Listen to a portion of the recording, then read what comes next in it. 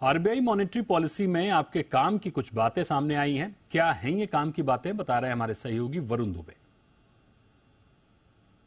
देखिए, आरबीआई की पॉलिसी में कंज्यूमर के एंगल से काफ़ी सारी चीज़ें की गई है। इसमें सबसे पहले तो ब्याज दरों में कोई बढ़ोतरी नहीं हुई है, यानी कि आपकी जो ईएमआईज है उनमें इस बार कोई बढ़ोतरी नहीं होने वाली है, तो ये सबसे अच्छी बात है।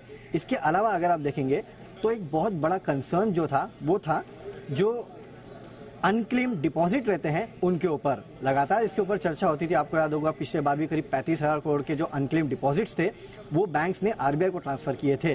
तो अब आरबीआई का कहना है कि इसके लिए एक सेंट्रलाइज वेब पोर्टल बनाया जाएगा जहां पे पब्लिक जो है अपने अनक्लेम डिपॉजिट्स जो है उनको सर्च कर पाएगी और 3 से 4 महीने में ये ऑपरेशनल भी हो जाएगा। तो ये एक बहुत बड़ा मुद्दा था और इस पे फाइनली आरबीआई की तरफ से बयान आया है और इसके ऊपर काम जो है वेब पोर्टल पे ये शुरू हो चुका है। इसके अलावा एक बड़ी दिक्कत की बात ये थी कि लोन चुकाने के बाद भी काफी लोगों का नाम जो है वो सिबिल में कहीं ना कहीं हटता नहीं था, और अगर ऐसा होता है आगे चल के तो इसके ऊपर एक पेनल्टी जो है वो लगाई जाएगी अगर सिविल पे से आपका नाम नहीं हटाया गया तो कहीं ना कहीं कंज्यूमर्स के लिए ये भी काफी अच्छी बात है। इसके अलावा यूपीआई पे अगर आप देखेंगे तो प्री सैंक्शनल क्रेडिट लाइंस जो है वो बेसिकली अब मिलेगी, यानी कि जो छोटे लोन्स है वो अब आपको यूपीआई पे भी मिलेंगे। तो ये और एक डेवलपमेंट है यूपीआई का ओवरऑल जो इंटरफेस है उसको और कंज्यूमर फ्रेंडली बनाने के लिए जो आरबीआई की तरफ से किया गया है।